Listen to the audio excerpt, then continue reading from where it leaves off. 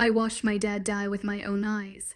But there he was, standing right in front of me at the most dangerous moment. "You're dead. You were supposed to be dead." I stepped back in horror and anger, but he just looked at me calmly, as if to say I have my reasons. Chapter 30 𝐴𝐻𝐼𝐬 despises this reckless plan. The narrator growled, his protective instincts flaring. Lily strode back into the room, her quick-witted eyes meeting his as she announced with a curt nod. "It's done. All set up." Now came the agonizing wait. They'd remain on edge until their scouts signaled it was safe to move. The narrator had tried everything to distract himself, eating, talking, strategizing, but his thoughts inevitably circled back to 𝐊𝐲. His chest tightened at the image of her out there in the woods, suspended upside down as bait for those despicable hunters. Her life hung in the balance, and it terrified him to his core. Rationally, he knew 𝐊𝐲 was capable. Her bravery and training had prepared her for high-stakes situations. But logic did little to quell the storm of emotions raging within him. His mind drifted back to earlier that day when the plan had begun to take shape. The pack had gathered, tension thick in the air as they debated their next move. "We can't just sit here like pigs waiting to be slaughtered," Luke had exclaimed, his anger palpable as a vein pulsed in his neck. "I refuse to be killed by that scum. So I think we all need to pull our heads out of our asses and figure this shit out." The narrator had growled, asserting his dominance and forcing Luke to submit. "I agree, but yelling at each other isn't going to solve anything." Lily, ever the strategist, had interjected, "I think we should attack first, if they're planning on attacking us tonight. The last thing they'd be expecting is for us to attack them." Vampire Dissection by Drake Mason and 𝐊𝐲𝐼𝐬𝐬 as an undocumented changeling and forced to cause as a low-level wretch. If they're preparing to attack, then they'll be prepared for a fight. Taking it to them would only give them the upper hand of familiar territory. Glancing at 𝐊𝐲 for support, Shed nodded in agreement, and 𝐻ED found his gaze drawn to her bare neck, his desire to mark her flaring intensely. "So what?" Lily had pressed. "We just wait and hope we can fight them off." "No, that's idiotic," Luke had growled, earning a fierce glare from Lily. 𝐻ED rolled his eyes at her. "Oh, bite me." "Gladly," Shed retorted with a smirk. "Guys," exerting his authority, "not now. We need to figure this out. It's not only our lives on the line, but our pack. You need someone on the inside." 𝐊𝐲 had spoken up, drawing everyone's attention. Hunters take their shit seriously. They would never expect any one of them to flip sides, no matter how much we detest one another. "If I can get in, would have a chance too." "Absolutely not," the narrator had grumbled, his wolf bristling at the mere suggestion. "I won't let you just waltz right into the lion's den. Besides, you said it yourself. You can't exactly just go back there without suspicion anyways." "Well, no one's saying I go back on my own," she stated slowly. "You could use me as a warning. Give me a message to give to them. Make it clear you mean business, all the while clearing it up that I had no part in any of it. If they believe my story, which they do believe anything that gives them more motive to attack you, I can get back into their good graces. Maybe even take out the chief while I'm at it." "It's too dangerous," I growled. Lily cut in, standing in front of 𝐊𝐲 as she stared at me, an eyebrow raised and her arms folded across her chest. "It's also the only good plan we have." Luke clapped his hand on my shoulder. "As much as I hate to admit it, 𝐊𝐲 and Lily are right. It's our best option at this point. It's our only option." 𝐊𝐲 enforced, looking at me with kind, encouraging eyes. I mentally swore damn this bond and the things she makes me feel. Begrudgingly, I nodded. "Okay, fine. But in making a couple additions to the plan." Luke came up next to me, snapping me out of my daze. "Shed's going to be fine. You know that, right? Shed's nearly took me out. She won't have a problem against those goons. I can't help it. I worry about her," I responded, clenching my fists. "I get it. Shed's your mate. He spoke, his voice softer than normal. But you need to understand that 𝐿𝐲, she can protect her damn self. That's for sure. You should be proud of her and showing her off. Not trying to hide her by saying you're protecting her. I am protecting her, I exclaimed, my wolf growling at the male in front of us who was questioning the way we treat our mate. Luke held his hands up in surrender. I didn't say you aren't. All I'm saying is that maybe you can be a bit overbearing at times, and that 𝐿𝐲's a free spirit. Sometimes you need to let her roam. With that, he left me standing out on the deck by myself. I gripped the railing tightly as a breeze passed through and I strained to catch even a fraction of 𝐿𝐲, but found nothing. She was so close, but just out of reach, and it killed me. It kills me to know that 𝐿𝐲's out there alone, and I can't protect her. Maybe Luke is right, maybe I am overbearing. Lily came up beside me, placing her hand over top of mine. You need to calm down. Chase, you're worrying the entire pack with your behavior. We can all feel it through the link. I'm sorry. I muttered, hanging my head. I can't even keep it together for my pack. Hey, don't be. She smiled, her hand on my cheek.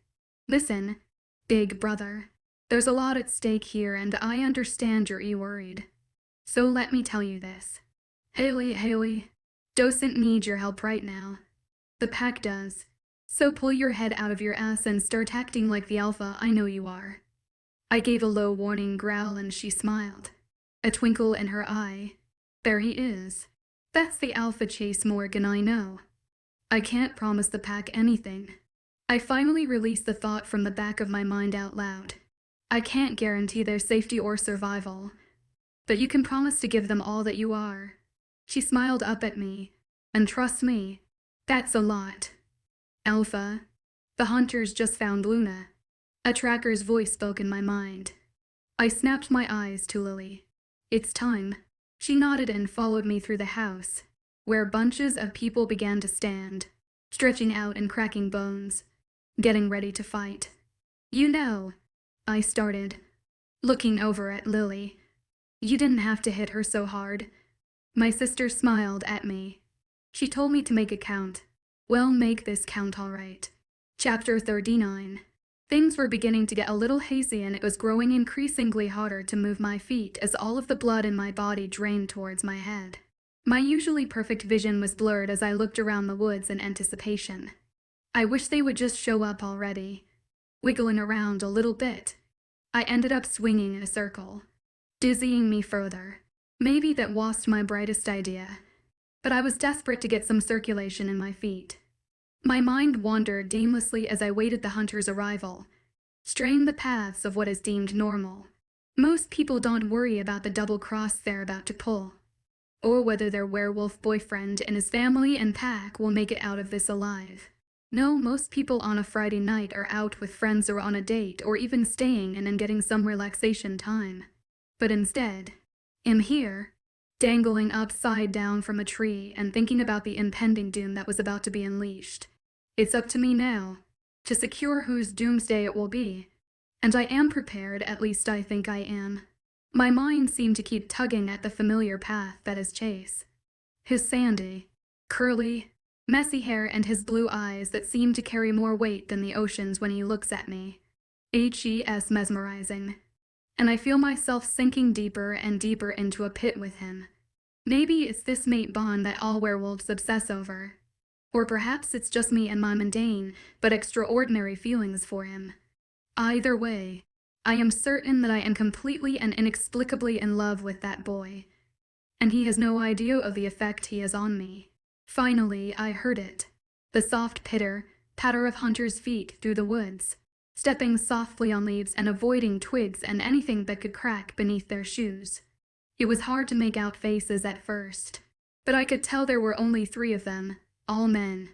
As expected, Joel's face was the first I could distinguish as he stood in the middle of the 3 of them, looking at me with a smirk on his face.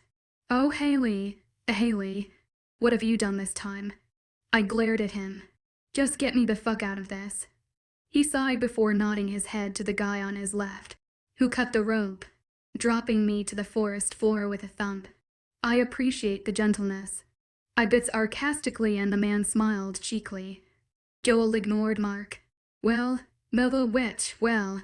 Hales, you gonna tell me what happened, or do I have to guess? He was waiting in my room when I got back to the house. I stated, a well-rehearsed sighs flowing easily through my lips. Hit me in the eye and knocked me out. Who is he? The third guy asked, interrupting my story. The alpha. Dumbass. I spat. As I was saying, he knocked me out and dragged me here with a couple other wolves. They were animals. Nearly killed me with their filthy paws around my throat. Then they just let go and tied me up. And that son of a bitch looked me straight in the eye and said he knows there's more of us. That you defined me. And that I have a message to deliver. What's the message? Joel questioned apprehensively. I could tell he wasn't quite looking forward to my answer. He said I am the only warning you'll get. He said to get off his land, or hell rip all of our throats out with his bare hands. He said that if we don't leave, after today there will be no more hunters left in existence. I spoke, although they didn't know that it was really me delivering my own threat. And not just Chase's. The two other men looked furious, as if they wanted to tear off my head along with all of the werewolves in this pack. My pack. Joel nodded stiffly. We need to get back. Tell the chief. The chief. Intrigue sparked as we walked back to the yellow house, Joel strangely sticking close to me as the other two walked behind us. There was an undeniable tension between them that I couldn't help but wonder what it was all about. Did they have a problem with each other? A disagreement about what was going on here? Or are their overinflated egos just getting in the other's way? As we strolled up to the back of the house, I really took in how many hunters had shown up. There had to be nearly 2, and I knew that meant Chase's odds of survival had just decreased.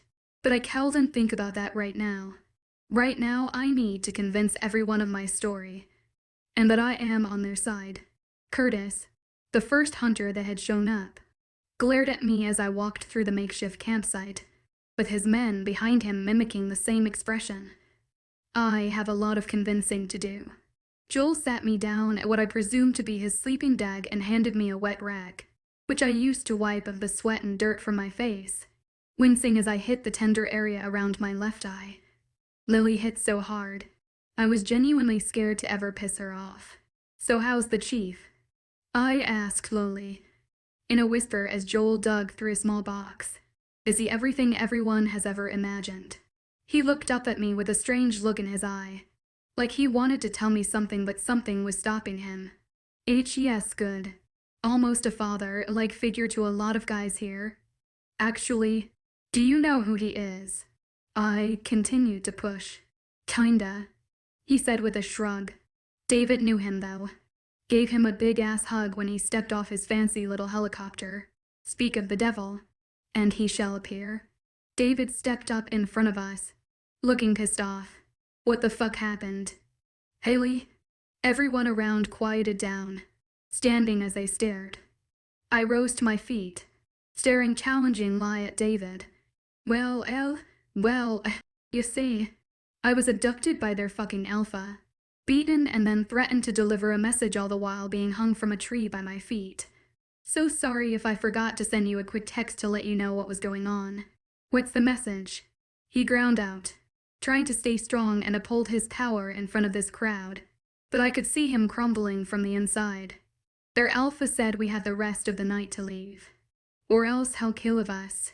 I answered, putting extra emphasis on the word alpha as I tried to make my distaste clear. Murmuring began to grow around the crowd, and I called out to silence them, stepping in front of David. My fellow hunters, hear me.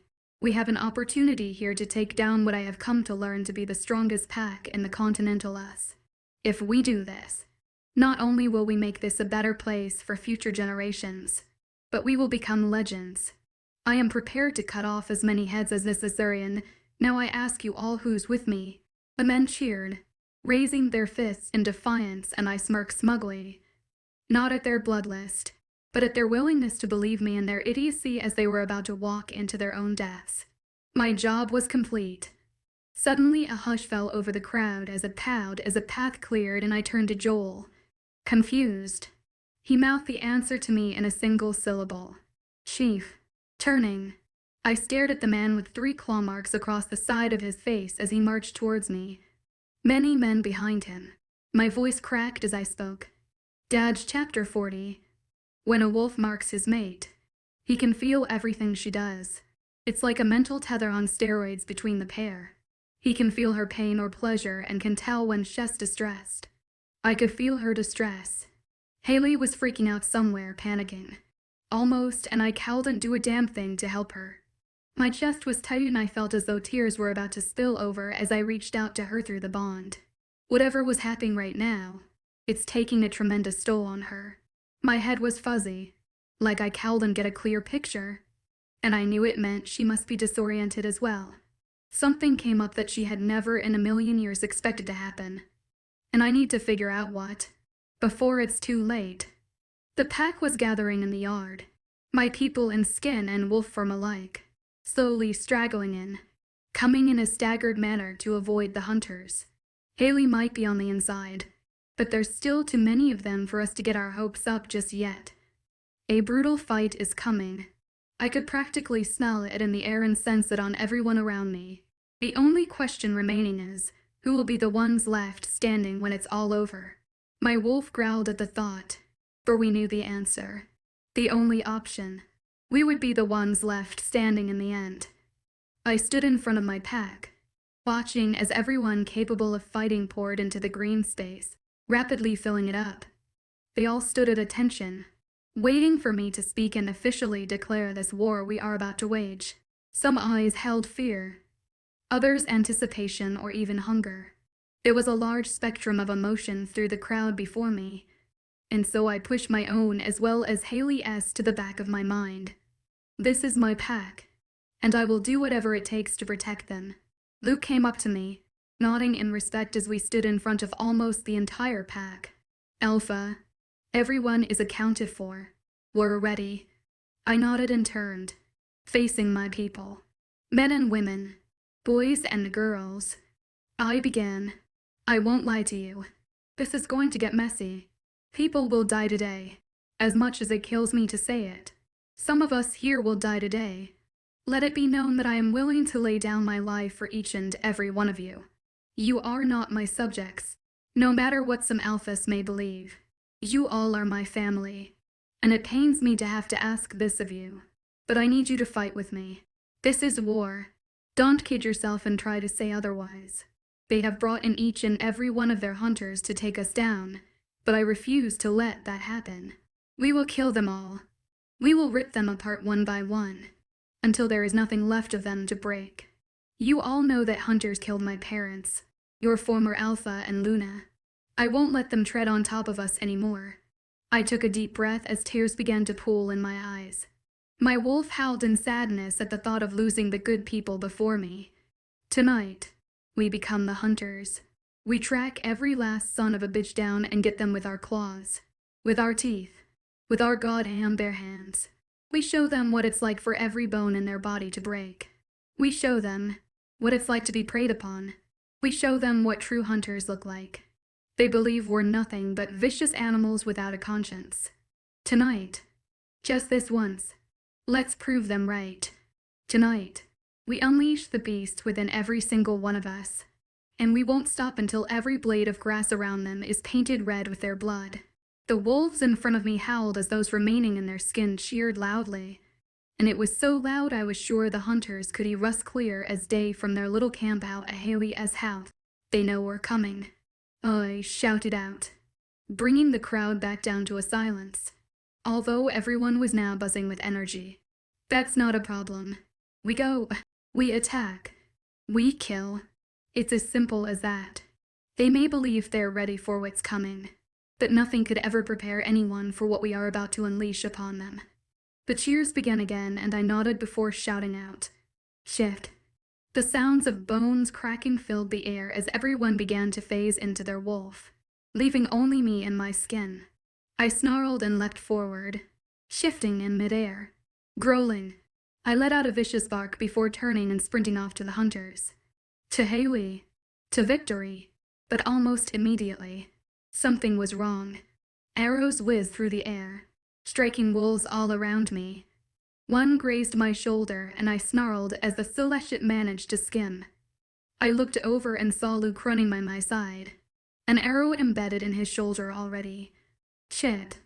I reached out to Haley through the bond, trying to get any feel whatsoever of what was happening. This many hunters should not be in the trees. I snarled and opened up my mind to the pack link now. Bodies of hunters began falling from the trees, their throats and hearts torn out. We were getting into the thick of the woods, where we had wolves stationed up in the trees, waiting for my cue to strike and let us pass.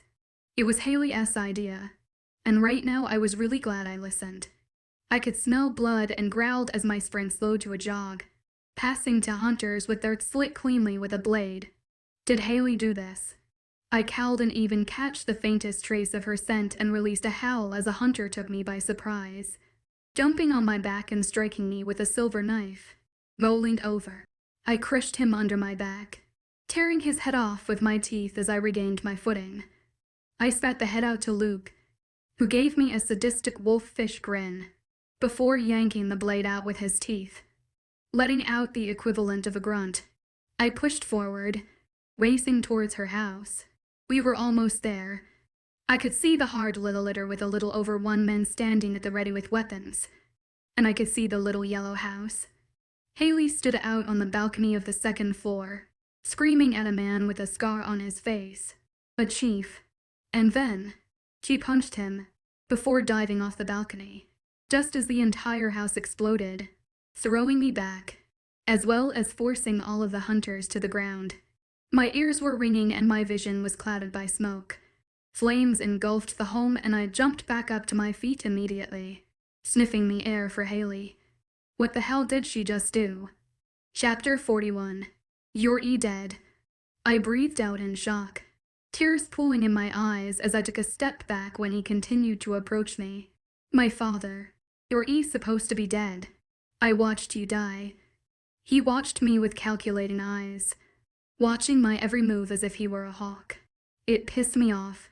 I stormed over to him and shoved him back, an action that led half the hunters to pull out their guns and train their sights on my head. He staggered back slightly, but didn't even come close to falling. Haley, you need to take a breath. Why don't you come on inside with me? Turning on his heel, he walked back through the crowd, expecting me to follow. With a final huff, I trudged forward, following him. I need some goddamn answers, and I needed them yesterday. We passed through the kitchen, and as we did so, I bumped into the oven, turning on the gas. The man in front of me may look like me father, but he acted nothing like him. And there was only one option for me. Cutting in front of him, I walked upstairs and through David's room to the balcony overlooking the backyard. A clear view, an easy escape and a vantage point. All things a hunter is trained to look for in dangerous situations. Haley, he started, placing a hand on my shoulder. I just want to tell you that I am so proud of you. You have turned into a beautiful, strong, young woman and amazing hunter. You are everything I could have hoped for you to be. I looked up at him, my eyes hard. What the hell is going on? I watched you die. I know I did. Along with Mom. I was almost dead. He nodded, retracting his hand from my arm, for which I was grateful. Half of the bones in my body were broken. I barely had any blood in my body left and there was a hole in my heart, literally, but David found me, and he managed to get me to a hospital where they saved me. I was in a coma for 3 months, because of all the strenuous surgeries my body had overcome. By that time, you were already training with David, on your way to becoming the best hunter we have. It was then that Richard came to me. He was the previous chief, an old man, and he was dying. You already thought I was dead. Even David thought I had died in one of the surgeries. And I could see that your mother and his passing only motivated you. So I kept quiet and stuck to the shadows. I never really left you alone, Haley. I was always watching you, giving you tasks and challenging you. I pushed you like I always have. Even if I lost there personally, I wish I could have been there. Sweetheart, I really do. What about Mom? I asked, my throat tightening with emotion, but I refused to let him see me cry.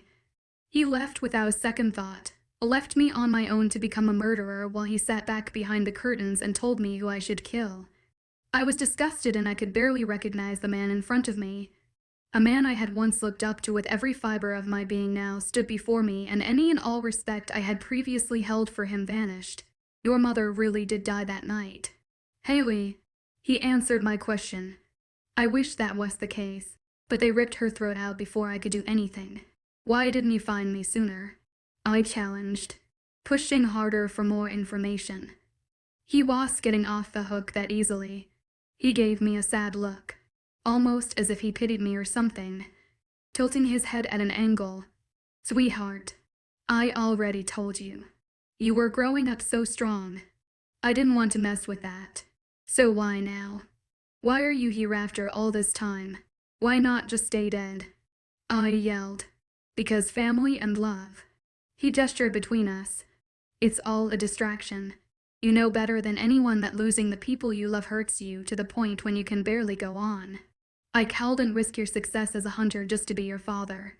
No, you just let me believe I was an orphan for the past 3 years. I screamed with what anger. I was just cold and angry. I was fuming. I was heated and heartbroken, and tears began to pool in my eyes again. You left me alone. You had David. He reasoned. And Joel. I let out a sardonic laugh. I didn't want them though. All I wanted was to have my parents. And you didn't even give me a choice. You assumed you knew what was best for me. And you assumed wrong. We were alone now. The men that had been following him left. They were probably uncomfortable with the situation. I could see the Wolf's Bane grenade clipped to his waistband, and my idea finally began to formulate. The grenade itself wouldn't blow up. Just shatter the glass, sending a spray of Wolf's Bane and shards of glass flying in an attempt to take out a large number of wolves. But if the spark goes off close enough to the gas from the stove, it could set off a chain reaction. He sighed. 𝐊𝐢, please, no. Stop. I exclaimed. You don't get to try and explain yourself anymore. You lost it right when you let me believe you died and made no attempt to even try and contact me. I wanted to, but I couldn't. He shouted back. I could barely function after I lost your mother. I was scared. 𝐊𝐢, scared that I was going to lose you too. I wanted to yell back. I wanted to tell him that he already lost me and he can't get me back. But just as I was about to, I felt a sharp pain in my back, almost like I was being stabbed, and I let out a gasp. Pain contorted my face, and he looked at me and it was Chase's pain I was feeling. It was almost as though he was reaching out to me. It must be the mate bond, I thought. I guess I should thank you then, I stated. If you hadn't left me back then I wouldn't be as strong as I am now. That's all I wanted for you. He smiled, nodding his head. 𝐊𝐢𝐧𝐼 approached me and wrapped me in his arms, an action at which I stiffened. Slowly, I loosened up, just enough to maneuver my hand and grab his Wolfsbane grenade. It's now or never. Stepping back, I pushed him off of me a little and glared at him, but I never wanted it for myself. You are no father of mine. With that, I brought my fist up to connect with his jaw, forcing him to the ground. Pulling the clip off the grenade, I rolled it to the hallway, where it ignited, and the spark grew. Smiling at my success, I dove off of the balcony as the building house me went up in flames. I landed on top of a tent and was surrounded by the canvas material. Along with flames and smoke, gunfire began, and I knew that this was it. The wolves were here. The hunters were shooting and my life was ablaze.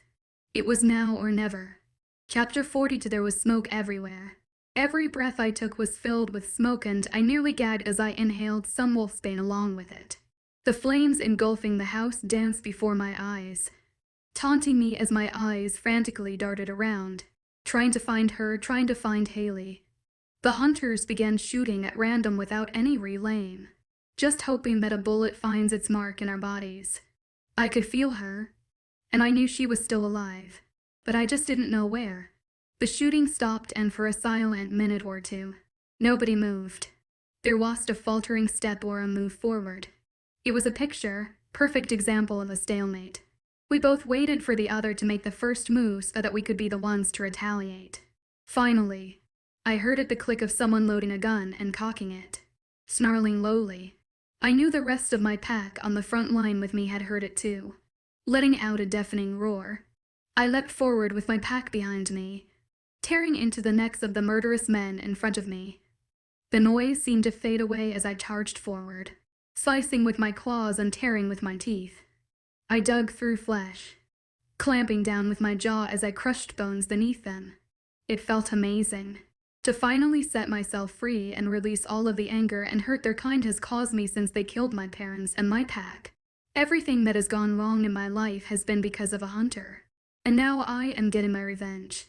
My canines were sunk deep in the jugular of a hunter when another shot a silver bullet at me. Luckily, their aim was shit as it hit my front leg. Howling, I released the hunter from my jaws. He would die from blood loss soon enough. I turned my attention towards the other hunter, who was rushing to reload his shotgun before I could get to him. Snarling viciously, I launched myself at him. He yelled back, dropping his gun and thrusting a silver knife into my side, right in between two ribs. Letting out a howl, I swiped at him and raked his entire chest with my claws. He let out an agonized cry, staggering back away from me. But it was too late. He was in my line of sight, and I was seeing red and craving more. More blood and more death. As I charged him and leapt forward, he dropped to the ground and rolled out of my way. My chest vibrated with a growl. I turned to face him, only to take another silver bullet, this time to the shoulder. No, I heard her. 𝐊𝐢 yelled out as I was shot, and she thrusted her dagger, which landed square in the back of the hunter in front of me. He sputtered a bit of blood before falling forward, clearly dead. 𝐊𝐢 was covered in what looked like ash with a small cut across her forehead. She was panting and breathing heavily. She nodded to me in acknowledgement, a glint of mischief in her eyes. I barked out a thank you to her before looking for a new target, someone else to sink my teeth in. She's fine. I'm Wolf Cood. 𝐊𝐢 was perfectly fine and alive for the time being. Putting my incessant worry for her aside for a little while, I set my sights on a hunter spraying bullet after bullet into my pack. Roaring, I charged at him from behind, and he turned to slow, just in time for me to tear his head from his shoulders in an instant. I see your signature move hasn't gone anywhere, Luke commented over the mind link, referring to my 4th decapitation of the night. Smirking, I chuckled, and I never planned on stopping it. Wolves were everywhere, and I could see blurs of fur scrambling throughout the area, blood spraying all around. It really was an all-out war. The hunters were falling and crumbling apart. They were used to stalking their prey before striking swiftly. But in close, hand-to-hand combat, they were practically useless. They didn't stand a chance against the massive wolves coming against them. Suddenly, I felt a stabbing pain through my hind leg, and I whipped my head around, only to find nothing. No one was behind me ripping my leg open. 𝐊𝐢, I tried reaching out to her through the bond. I could feel her pain and the panic inside of her.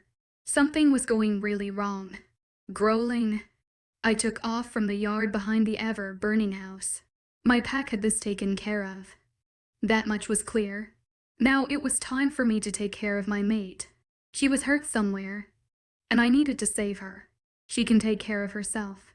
I know, but with the panic and sheer terror I was getting from her, something was very off. I began sprinting through the trees, frantically trying to find her. It was just her leg hurting her, but her heart as well, and all I wanted to do was help her. I have to help my mate. Chapter 43. I rolled over onto my back and groaned, touching my fingers to my head and pulling them back to find blood lathering them. Sighing, I looked around me and saw the hunters firing upon the wolves, but the wolves weren't taking shit. Smiling with what seemed like pride, I brought myself to a stand and brought my bow with me, drawing the string back. I looked around to see a hunter with his knife raised against a wolf. Releasing the string, I watched as the arrow launched itself into his hand, sticking out and causing him to drop the knife. The wolf took its opportunity and sprang up, ripping his neck out. Chase was easy to pick out. I was all but drawn to him as he fought in a frenzy of anger and savagery. I was going to lie. It was actually a bit of a turn on watching him tear into all of the two-faced bastards here. Then again, it'd be a hypocrite if I said I was two-faced. He was digging into a hunter when a shot went off and his front leg buckled. He turned to face the hunter, who was frantically trying to reload his shotgun but failing. Chase roared, leaping towards the hunter, who in a split-second decision dropped the gun and pulled out a dagger, thrusting it into Chase's side. He dropped to the ground and spun around, only to receive another shot to the shoulder by the hunter's handgun. "No," I yelled, watching the scene in front of me unfold. Without thinking, I lifted a dagger of my own and threw it with expert precision. The blade sliced through the air until it embedded itself into the back of the hunter. He sputtered for a moment before dropping to the ground. Chase looked at me, his eyes sparkling, and he barked out at me, which I took as a thank you. He then turned and went back to tearing hunters limb from limb. I went my own way, sneaking through the forest, looking for anyone to help and any hunters to fend off. A low growl reverberated from behind me, and I slowly turned to see a medium-sized black wolf standing there, muscles tense and coiled, his eyes looking murderous. I held up my hands, showing there was no weapon. "Listen, I'm on your side here." The volume of the growl grew. "Are you really now?" A male voice from behind me spoke, whipping around once again. I came face to face with the chief, my father. The wolf behind me snarled loudly, and I could only hope he hated the man before me more than he hates me. He held his crossbow up and aimed it at me, before moving it over slightly and training it on the wolf. Stupidly, I stepped in front of the wolf. "Stop. What do you think you're doing?" he shouted, his face reddening with anger through the dark night, although the smoke and fire from the house seemed to lighten things. "Protecting my people," I stated firmly. His grip on the crossbow tightened. "That is not one of your people, Haley. That is a werewolf. Nothing but a mindless, murdering animal." I shook my head. "You're wrong. They are people, and they're good people. You're the bad guy here. Not them." He didn't understand, and he never would. I knew that much, but I needed to distract him. Keep him talking long enough for the wolf behind me to make its escape. Behind my back, I gently motioned for the wolf to go. "They killed your mother," he exclaimed. I shook my head. "No, you killed my mother by bringing her into this world. If you hadn't been hunting, they never would have targeted our family. Mom's death is on you, and no one else. So stop trying to blame everyone around you. You've lost it, and you need to calm down. End this now, and maybe they'll spare your life." At that, something inside him snapped. "Spare my life? As if you think they could ever get to me." He let out a maniacal cackle before sending the bow flying, straight through my thigh. I let out a wail, dropping to the ground, letting out another cry as the wolf behind me dropped as well, a different arrow embedded in his head. "No," I cried out. All piercing, the knife followed my cry, and I knew it was Chase. I could sense he was close, but not close enough. David jogged into the clearing, Joel right behind them, and I found myself faced with 3 men that I knew were very strict hunters. I was a goner for sure. Taking a rock in my hand, I found my next best option. I launched it at the chief, who was unexpecting, as the rock hit him square in the forehead, knocking him out. "What the hell?"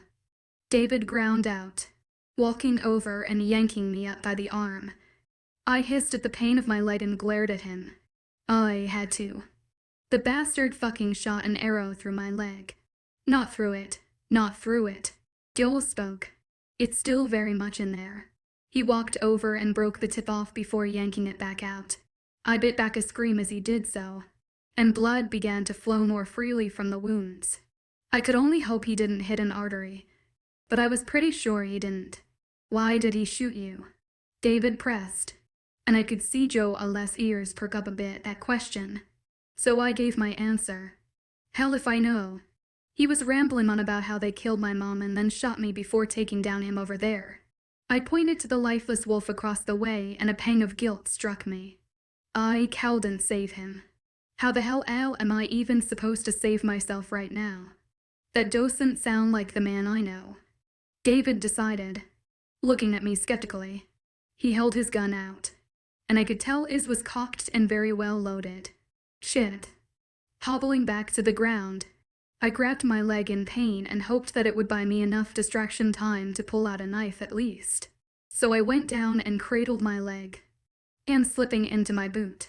Just as I had pulled the blade from my boot, I heard the safety of the gun clicking off. I looked up to see David standing, his gun pointed at my head. But what surprised me was seeing Joel standing with his gun against David's head, who looked very pissed. What the fuck are you doing? David ground out, his grip on the gun tightening, fighting for what's right. He said, "You see, I might not be a genius, but I know it's right or wrong. And it took 𝐊𝐤𝐬𝐬 with the wolf to help me realize it. There's more to it." I spoke up. Joel shrugged.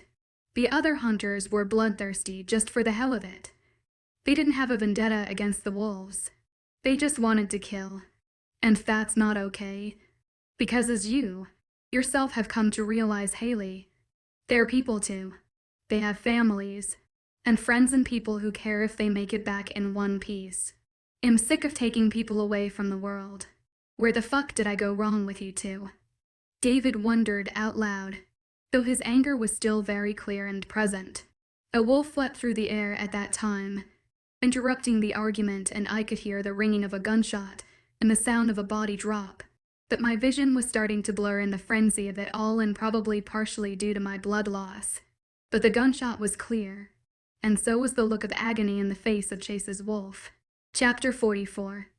I've never ran as fast as I was right now, frantically trying to locate my mate.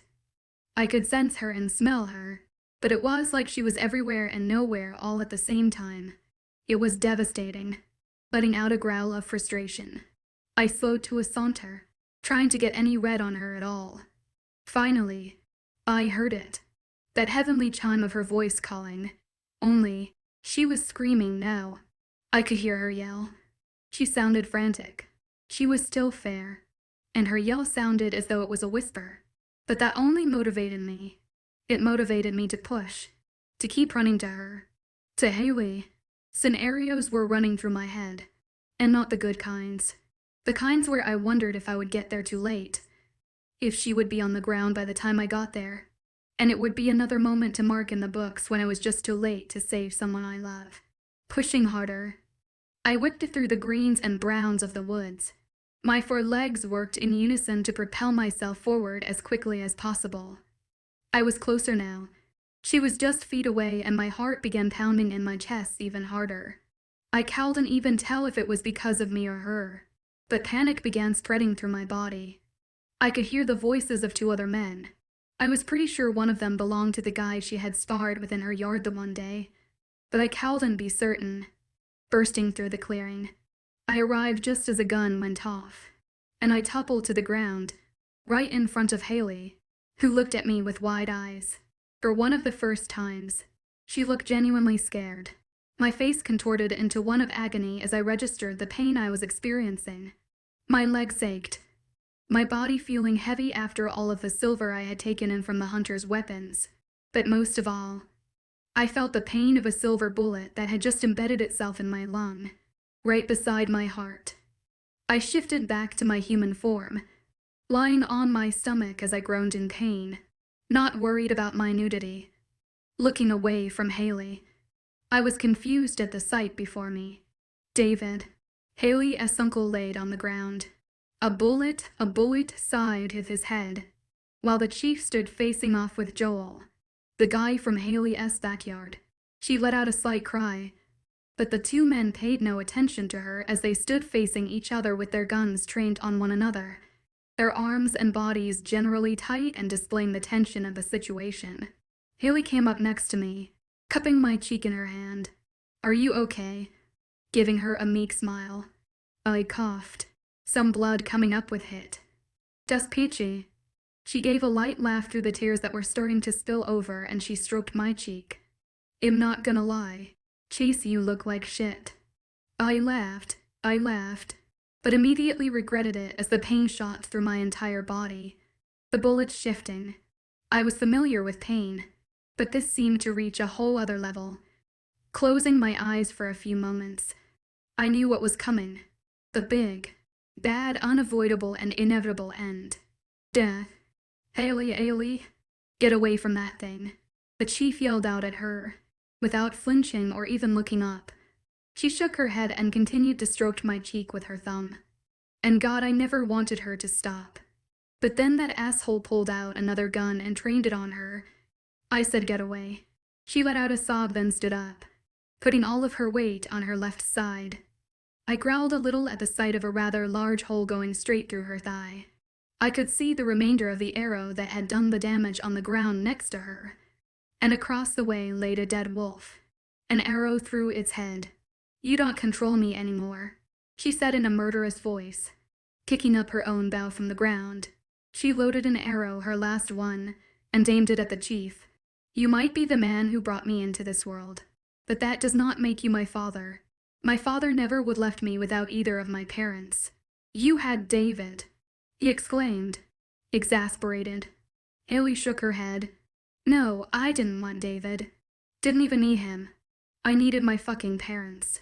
But you made sure that would never happen. Didn't you? 𝐊𝐢? Honey, he started, but was cut off by Joel. Oh, enough. I'm sick of listening to your bullshit. Man, he spat. You were so hellbent on killing every werewolf ever. You never stopped to think about whether it's them or us who deserve to die. And guess what? It's not them. They're all good, decent people. Look at that poor son of a bitch, who just took a fucking bullet in the chest for 𝐊𝐢. If it wasn't for him and his kind, your daughter would be dead, just like David here. No, he said, in denial as he shook his head, and his hands began to follow suit. They all have to pay for what they are. You make me sick, 𝐊𝐢 stated, any happiness and light that I had always seen in her face gone. She was void and null of any emotion at this point. You want to pass your judgment on to every werewolf in existence. Well, I'll pass my judgment on to you. You deserve to die, and no one else. With those final words, she released the arrow and I could hear it make its mark.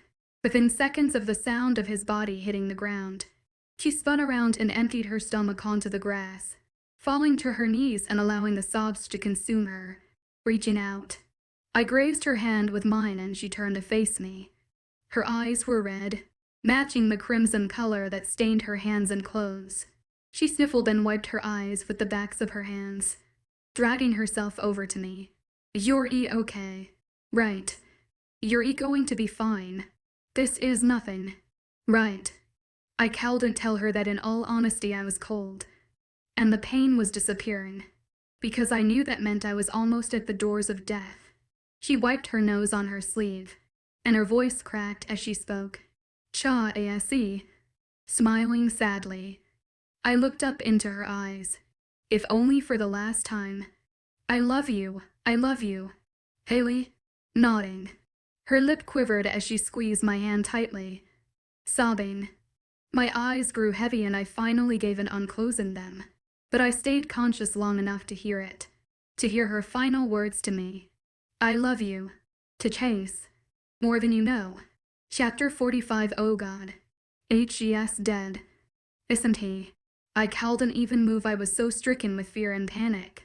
The image of his eyes folding shut and his breathing slowing flashed through my mind every waking second. And all I wanted to do was give in and join him. But I cowedn't, because he was still breathing. But barely. I wanted to scream and yell for help. I wanted to beg for mercy from whatever higher power or some shit decided to do this to me. But I cowedn't, because I was practically paralyzed. There was no energy in me to move or even speak. I just held Chase's hand as tightly as I could in my own and focused on not passing out as my leg and other various scratches continued to bleed profusely. Maybe I was wrong. Maybe he did hit an artery.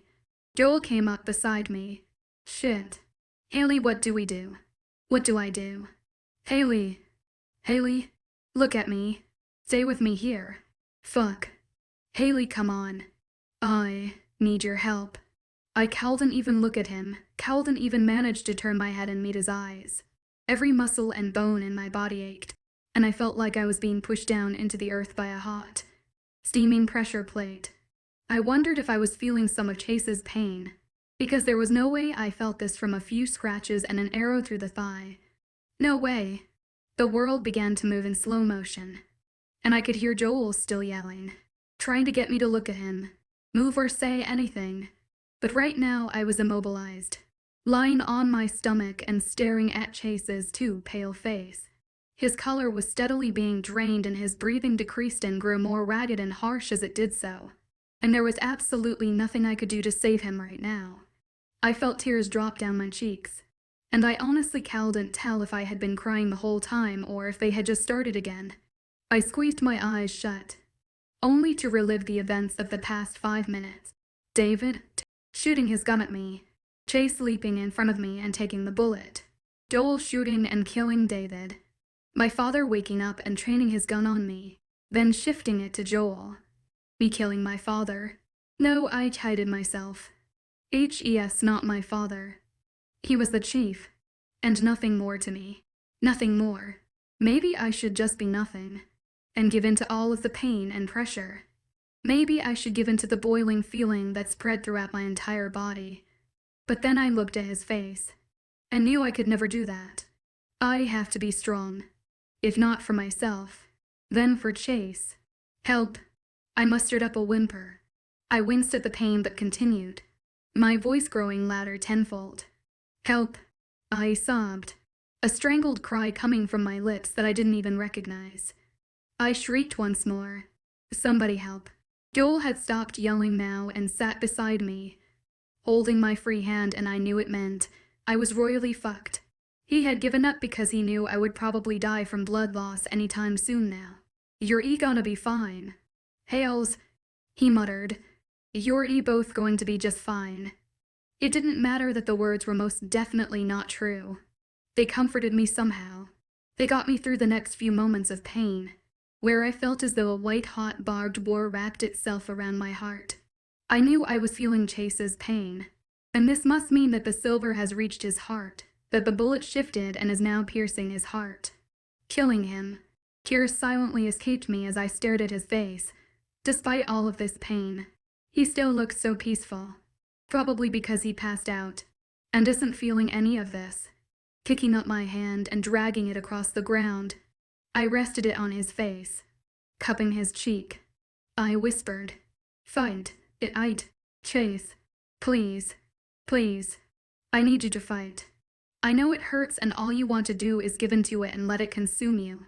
But you can't. Please don't leave me. Believe me. 𝐿𝐲𝐬𝐧."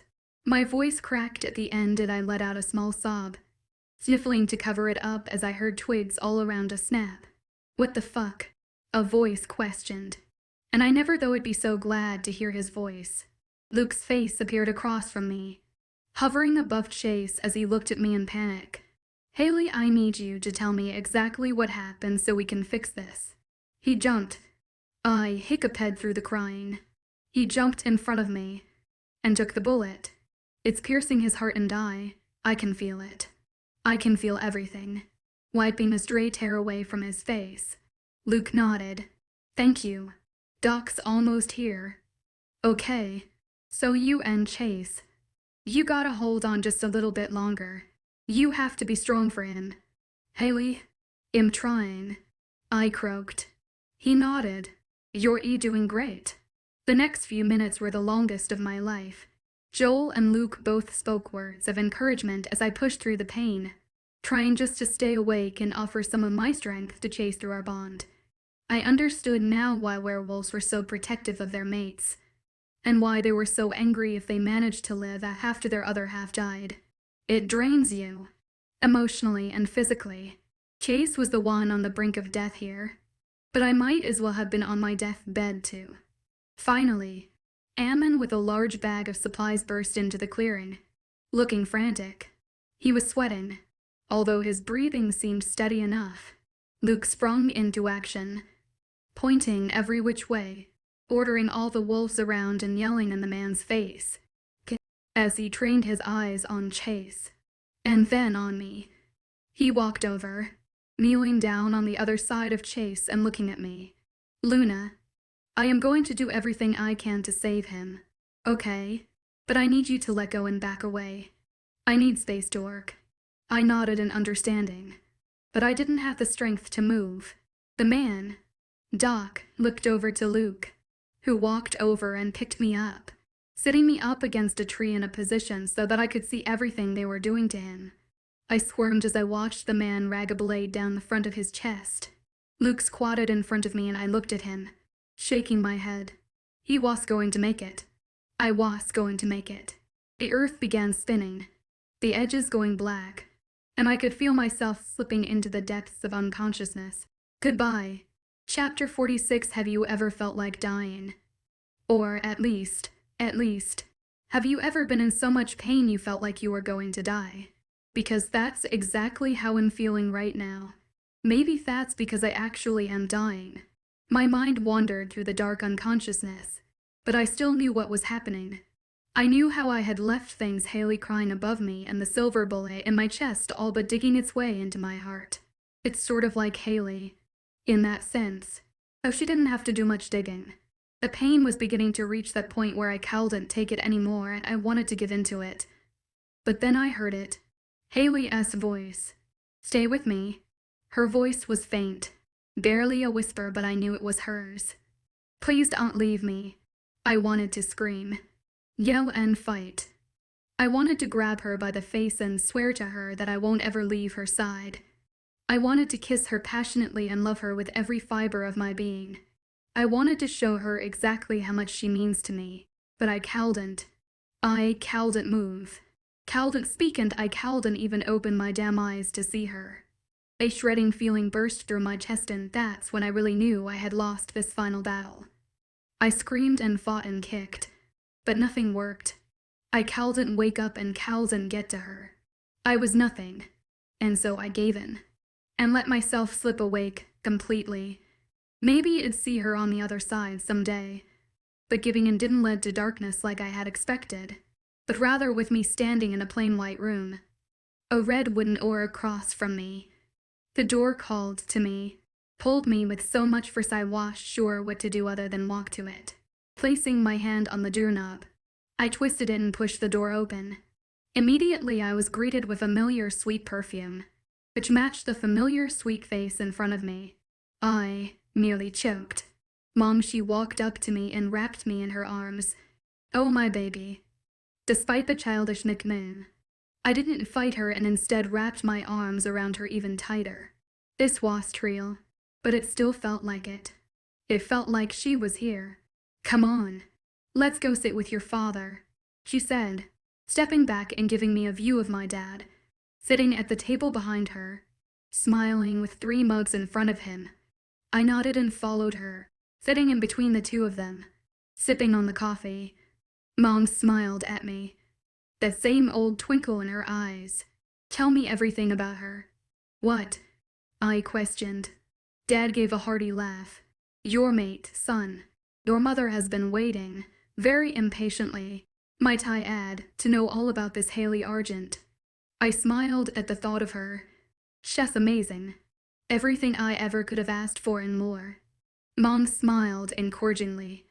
She was a hunter, though, and things got rough. I frowned, recalling the night I had found out about her, when I had found that damn knife. Placing her hand over mine, my mom smiled softly, but she changed her ways, didn't she? She saw you for the good man that you are, and showed her that hunting was not the right thing. I nodded. Yeah, she helped us. Not just the pack, son. Dad clapped his hand on my shoulder. She helped you. I can see it. I have seen it. You changed so much. Even in the first moment you saw her. You finally became a man when you met her. No longer a childish boy. Gee, thanks. I spoke dryly at his words. He laughed, his eyes crinkling at the corners like they always did. You know I'm just fucking with ya. Language. Mom chastised, earning laughs from both Dad and I. So you love her? Mom stated more than asked, but I still nodded. And she loves you. I thought back to my last waking moments with her, and her light voice telling me that she did love me too. More than I knew apparently. I smiled at the though. Yeah, I think she does. She threw me a disappointed look. Then what are you doing here? Vampire deception. 𝐿𝐢𝐬𝐩𝐿𝐬 𝐊𝐢𝐬𝐩𝐿 enforced to cause at the low level wet. Why are you here with us dead folks, when you should be there, with your very alive and waiting mate? Dad pressed, sipping on his coffee. I furrowed my brows. Wait a minute. I'm not dead. They both smiled at me sadly, and Dad answered, not just yet. My boy. I looked back at the red door, the only exit for me, a way back to 𝐊𝐲. I could go back, live my life, be with 𝐊𝐲 and start a family sometime in the future, or stay here, let everything go, and reunite with my parents. You know you'll come back. Right. Mom spoke, grabbing my hands in hers. If you go back, you will die someday, and when you do, well, still be here waiting for you. Yeah, I questioned. They both nodded, mocking their motion. I tilted my head up and down and took a deep breath, standing up and releasing it. I faced the red door, and my parents came up behind me, standing on either side, with their hands on my shoulders. I could feel them and their support coursing through me. I'm proud of you, son. You're a good alpha. My dad's voice boomed from my left side. Mom's angelic voice came from the right. I love you, Chase. You're a good man. I love you guys. And I miss you. I told them, looking from one another. And I know Lily does too. Mom smiled sadly. Tell her hello for us. And that we love her so very much. Dad chimed in. I nodded and walked forward, placing my hand on that doorknob once again, this time knowing exactly where it was going to take me. Pulling it open, I stepped into the bright white room.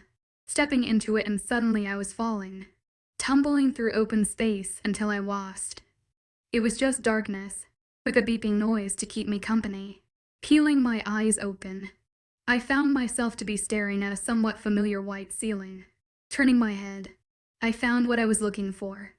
A cute brunette by my side, asleep sitting in a chair with her head on the bed, her hand tightly gripping mine. Chapter 47. It was a minute movement, barely noticeable at all, but the small twitch of the hand I held was enough to jolt me awake. Lifting my head from the side of the bed, I locked eyes with a pair of shimmering blue ones. If I had been standing, my knees would have buckled, and I probably would have collapsed. Chase. He smiled down at me. That's my name. Don't wear it out. Unable to hold myself back, I launched my body at him, clinging to him as though he was air himself and I was drowning at the bottom of an ocean. 𝐊𝐲𝐳, awakened in my arms. Thank God you're okay. I mumbled in his chest and he squeezed me back, just as tight, if not tighter, as I was squeezing him. I don't know what I would have done if you didn't wake up. He gave me a sort of crooked smile and raised a brow at me. You really think you'd leave my girl behind? Letting out a small laugh. I shook my head. I guess not. Come here. He motioned and pulled me up to him, before planting his lips on mine. It was soft and tender at first, so gentle I wasn't even sure if it was kissing. Just as I was about to pull away, he brought me back in, grabbing my hips and hoisting me on top of him. The kiss turned ravenous and hungry, to the point where I wasn't sure if anything could ever break us apart. Of course, I had to be proved wrong as the door opened and someone cleared their throat. I smiled at the man I had come to know over the past week and slipped off of Chase and back into my seat. Hey, Doc. 𝐊𝐲, were you harming my patient? He scolded as he walked into the other side of Chase's bed, shaking his hand as he came up beside him. I shrugged. No, Alpha. he greeted Chase. "Doc," he nodded in response. "So what's the verdict? How long was I out?" Well, you were out for quite a while. 6 days to be exact. This one didn't leave your side for more than 20 minutes at a time," he said, gesturing to me, at which I gave Chase a cheeky smile, which he returned. "As for the verdict, I'm pretty sure that all the silver has worked its way out of your body, and you should be back on top in a few hours, up to a day from now." "Thank you, Doc," Chase spoke sincerely, his eyes sparkling. "Doc left us alone, and he looked at me, his smile dropping a little. You look exhausted." "Hales. Gee, thanks." I chuckled dryly, but I knew it to be true. My eyes were heavy from the exhaustion, and I had barely eaten or drank anything in the past week. Almost losing Chase had been one of the toughest things ever gone through, right after losing my parents or my mother. At least, he looked at me with sad eyes. "So what happened after I passed out?" "Luke showed up with Doc and they started working on you." "I don't know after that because I passed out." "Too," I answered, subconsciously rubbing my leg lightly where it was bandaged. I still cowled and walk on it thanks to that damn arrow. But I had finally gotten used to crutches, although I definitely don't like it. Tears began to well up in my eyes. "God, Chase, I thought I'd lost you." He reached out and pulled me onto the bed with him. "Hey, come here. Come here. It's okay. We're all okay. Haley." We laid like that for a while, just sitting there and holding each other like nothing else mattered. Not speaking or doing anything, but just laying there together and appreciating each other's company. "What was it like when you were unconscious?" I asked him, keeping my head right where it was on his chest. He sighed. "It was amazing. In all honesty, I was with my parents and we were talking and laughing and they were there. We talked about you. You know, what did they say?" I asked. For some reason, I was incredibly nervous to hear what Chase's dead parents thought about me. He turned me to face him and smile. "That they love you, and think that you've brought out the best version of me. They love you, and I love you too." Smiling, I leaned up and placed a gentle but lingering kiss on his lips. "I love you too. I love you too." "Chase." There was a knock at the door and Chase told them to come in. And at the sound of his voice, the door burst open, allowing Lily to spill inside, running to her brother, with Luke following closely behind. I slipped off of Chase for a second time and let him hug his sister tightly. Luke came up beside me and gave me a small smile. "Hey." Raising eyebrow, I glanced over to Lily. "So, when are you gonna tell him?" Luke just shook his head with a shrug. But I didn't miss the nervous look on his face. But I mean, I wouldn't want to tell Chase that either. Though, glad to see you're okay. "Man," Luke greeted his best friend. Chase laughed. "You and me both." He looked between the two of them and furrowed his brows. "Hang on. Did I miss something?" Yeah," Lily mumbled, looking down. "You are sort of the worst brother ever and missed my 18th birthday." Chase swore. "Shit, Lily, I am so sorry." She laughed. "Not your fault. But don't worry. He'll forgive you as long as you don't freak out." "Don't freak out about what?" he asked, glancing at me, smiling reassuringly. I took his hand in mine and nodded to Lily. Might as well tell him now while we're still at the hospital. She took Luke's hand in hers and smiled. "We're sort of mates." Chase's brows drew together as he stared at their hands in an intense focus. What? Chapter 48. Sitting in the living room back at home, I couldn't help but look skeptically at my best friend and little sister cuddled up together on the couch across from me, arms wrapped around from behind, and I smiled as Haley whispered in my ear, "Stop pouting, and just be happy for them."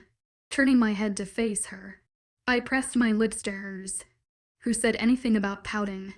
After I had threatened to separate his head from his body if he ever did anything to hurt her in any way, it settled down enough for Haley to convince me that it was a good thing. The two of them together, they liked each other, cared for one another, and would protect each other with everything that they have. Even if I didn't like it at first, I have to admit they're a good match. My sister would straighten Luke out. Let's give them some alone time, 𝐊𝐲 said, and I raised an eyebrow as I looked over to my sister who lay peacefully on Luke's lap. My own mate rolled her eyes and pulled me with her. Come on. I scooped her up so she didn't have to crutch up the stairs and carry her up the stairs, dropping her on the bed. She let out a light laugh as I did so. Smiling down at her, I leaned forward, placing my lips on hers gently, reaching up. She wrapped her arms around my neck and pulled me down to her, pressing our bodies closely together as the kiss deepened, biting down on her lip. I caused her to moan and I smiled into the kiss, my hands gripping her hips tightly as hers ran through my hair. Moving down, I left gentle kisses trailing down her jaw and neck until I reached the spot where I had marked her. I sucked on the spot, causing her to gasp and moan, her hands tightening on my shoulders, her nails digging into my skin through my T-shirt. I pulled away, looking down at her, her curly brown hair thrown all over the bed, her brown eyes sparkling as she looked up at me. God, you're beautiful. So are you, she whispered back, her hand cupping my cheek. I leaned into it, enjoying the feeling of the sparks that she sent coursing through me with a simple touch. Guys are not beautiful, I answered, although I didn't really care what she called me if we stayed in this position. Smiling, she shook her head. I don't care. You're beautiful, Chase Morgan. And you're all mine. Leaning so that my nose was buried in the crook of her neck, I mumbled, thank God for that. Then I began kissing her neck again, working my way up to where her eager lips were waiting for my own. Her hands tangled in my hair and mine wandered her body endlessly and we were gone. I was a goner. I looked down at 𝐊𝐲, her small frame tucked into me as the moonlight from the window shone on her bare back. I rubbed circles with my thumb on her back, watching as her body rose and fell with every breath. She looked stunningly peaceful as she slept, and it was surprising considering everything 𝐶's been through. It's a wonder 𝐶's still here, honestly, that we're both here, for that matter. We've both lost both of our parents, have almost been killed and have lost people we care about. We've hurt each other and hurt ourselves trying to protect each other. We were made for each other, and that's why we're mates. We are both broke and bruised and battered, but we are both still breathing and we're together. To me, that's all that really matters. I have my sister, my mate in my pack, and that's all that I can really ask for. I didn't even realize I had stopped rubbing 𝐊𝐲's back until she pouted. No, don't stop. It felt good. Smiling, I resumed the motion. I thought you were asleep. Sorry. Peeling her eyes open, she looked up at me through her eyelashes. Nothing to apologize for. Silly. Besides, I was like half asleep. She looked away and closed her eyes again, burying herself in my armpit, and I had no complaints as she nestled her naked body closer to my own. The feeling between 𝐊𝐲 and I had been euphoric to say the very least. It was breathtaking and wondrous thing I could have imagined and more. We were fully mated now, and we were connected as two bodies with one heart, and could feel everything that the other thought. The best part was that I knew I could talk to her through her mind now. She wouldn't be able to directly speak back, but I'd be able to talk to her and read her emotions mentally. Although she didn't seem too keen for me to be inside her head, I told her she could practice keeping me out, much to my dismay. I love you, she said, kissing my shoulder lightly. I smiled down at her. I love you too, 𝐊𝐲. Chapter 49. It's been for months. And now here we are, dressed and ready in the black and purple graduation robes, waiting to close the book of this chapter of our lives, this very messy, crazy and long chapter. Chase came up behind me as I stood in front of the full-length mirror in our room, straightening out any wrinkles in my robe with my hands. Stop fidgeting, he murmured, placing a kiss at the base of my neck. You look perfect. I smiled, tilting my head a bit to give him better access, and he trailed his kisses up to my jaw before spinning me around and placing a hungry kiss on my lips. Laughing, I tried pulling away, but he tightened his arms around my waist, lifting me up and placing me on the bed. We're gonna be late. I don't give a shit, he rumbled, moving his lips back down along my neck and down to the spot where he had marked me. He sucked on it gently and a moan escaped my lips as I threw my head back. He took that as an invitation to pull off my graduation gown and the dress underneath along with it, staring down at me in my bra and underwear with hunger evident in his eyes. Huffing, I leaned up and wrapped my arms around his neck and pulled him down to me. Fine, but you better make it quick. He smiled before crashing his lips to mine. Lily frowned as we all stood outside of the high school, pouting. I can't believe you guys are all graduating without me. Then you'll have all of the attention next year when you graduate. Luke smiled, kissing her forehead. Her pout melted for a second before she restored it, rolling my eyes at her childishness. I couldn't help but laugh. Chase leaned into my ear. Remind me again why I'm allowing that. Turning, I raised a brow. Because you love both of them and want them to be happy together. Just like we are. At this, it was his turn to raise a brow to me. I shook my head. Let me put it this way. What would you do if Lily told you that you could never kiss me again? Or hug me, or see me, or even be near me? His eyes darkened and I chuckled, pressing my hand to his cheek. Then there's you answer. So, are we gonna go graduate or what? Josh spoke up, Rebecca in tow as she flipped through her note cards ridiculously fast. Just valedictorian and is losing her mind over how bad she could end up messing up her speech. He turned to her and rolled his eyes, snatching the cards from her. Jesus Christ. Becca, you'll be fine. You are the smartest person I know, and you already have that thing committed to heart. I'm pretty sure you'll still remember every word in like 40 years or something too. Just relax. Okay? She smiled and nodded, thanking her mate for the support. Looking at the time, we decided it was time to go line up, and after a rather drawn-out kiss, Lily left Luke and the rest of us to go claim her stake at the very front row of the bleachers to cheer us on as we walked to get our diplomas. It's still crazy to believe that after everything, we're all standing here, ready to start off in what they call the real world. Although for me, I think I've been in the real world for a few years now. Slowly, we all began to file onto the football field and into our respective seats, facing the bleachers filled with loved ones and family members, and mostly pack members if I'm being honest here. Rebecca stood at the front, smiling proudly as she faced the students, her friends and pack mates that she has known since birth, ready to address them as valedictorian. Hi, she greeted, then looked down with a smile before looking back up. Most of you know me, but I'll introduce myself anyways. I'm Rebecca 𝐊𝐢𝐧, and I've gone to school with almost all of you since school even began for us. So I know we might all be annoyed with each other by now. This earned a couple laughs throughout the crowd, but we're all family here. Every single one of us has made an impact on at least one other person here, whether it was big or small. We've all connected with each other on a level that can only be described as family. It isn't simple, and it can sometimes get messy, really messy, but the point is, we've always been there for each other. We have always had each other's backs, and for better or for worse, we've stood side by side through so many trials in high school.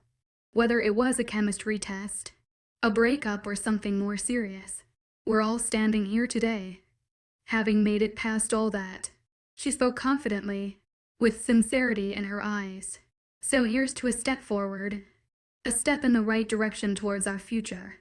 When we are standing up here today, walking across this stage and receiving our diplomas, we are entering a new age, and it's a day to remember for the rest of our lives.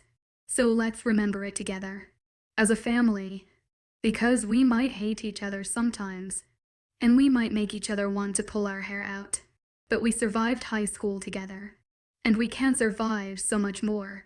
She smiled, and I found myself doing the same, a few tears pricking my eyes. So here's to the future, one that we can spend together. With that, she stepped back from the microphone, and everyone applauded her, earning a few extra loud cheers from Lily, Chase, Luke, Josh, and I out of support for our friend. One by one, we all walked, receiving our diplomas, I received an embarrassingly loud whoop from Chase when my name was called, and most of the pack members in the crowd laughed at the action. So naturally, I returned the favor when he walked and got his own diploma. We were all gathered around in a circle after the ceremony, Chase's arm around my shoulders. He kissed the top of my head, smiling. We did it. Guys, that's so cheesy. Man, Luke spoke, rolling his eyes. I smiled. Well, here's to the future. Rebecca shot me a sardonic look for that one. Chapter 50. I looked down at 𝐊𝐲, who was sleeping, snuggled up into me. It was dark in the room, but I could still see her face from the moonlight pouring in through the window. Her eyelashes fluttered as she slept, an exhale of breath coming out from her pouted lips. God, she's absolutely perfect.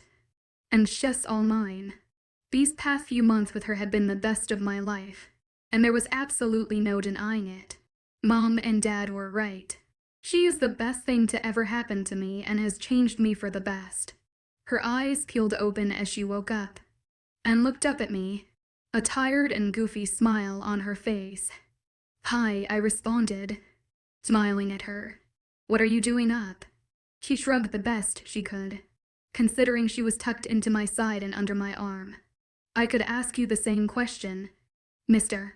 Chuckling, I kissed the top of her head. I was just thinking about you and about us. I was thinking about how amazing you are and how much my life has changed for the better ever since I met you. You're going to make me cry. She smiled up at me real big, before resting her head down to kiss my bare chest. We didn't really bother much with clothes anymore. I'd hate to be the one to make you cry. I murmured into her hair, leaning into her more if that was even possible. She rolled over to be on top of me, resting her chin on the back of her hand that rested on my chest. You could never make me cry, at least. Not out of sadness. You are perfect, Chase Morgan. You are the best thing that Ivy had in a very long time. And I know you think that I somehow helped you, but the truth is, you saved me. I was nothing but anger and hatred and a murderer. Really? And you saved me from that, showed me the light, if you will. So I guess I'm thanking you right now for saving me when you did. I don't know what would have happened if you didn't. And I love you. I need you to know that as much as you know that the sky is blue and water is wet. I love you with every fiber in my being, chastened that this love is the most natural thing I've ever felt before. I smiled up at her in adoration at what she just said. 𝐊𝐲, I love you so goddamn much it's unreal. And I can't be happier than I am right now. 𝐊𝐲 laughed, a melodic, light sound flitting into my ears. I can't wait to spend the rest of my life with you. Her words hit me and my breathing faltered fraction of a second as what she said sunk in. And in that moment, I could picture it, a future with 𝐊𝐲 and I. 10 years from now with little kids running around. 𝐊𝐲 being the amazing Luna she can be and that I know she already is. I could see her getting mad at me every time I'd let the kids go roaming in the woods alone or start to train our kids too early and push them too far. I could see us growing old together, all gray and wrinkled and sitting on a front porch with grandchildren. So do it, I said. Spend the rest of your life with me. Marry me. 𝐊𝐲. Do me the honor of spending the rest of our lives together. She grinned, a small tear escaping from her eye. Absolutely. 100% yes. I'll marry you. Thank God. I breathed, pulling her up to me and kissing her with everything I had in me. Hopeful for the bright future I have in front of me with the bright girl on top of me. All was well, and we couldn't be happier. Thank you for tuning in. If you enjoyed this episode of the story, please give it a like. And don't forget to subscribe to get notifications for updates.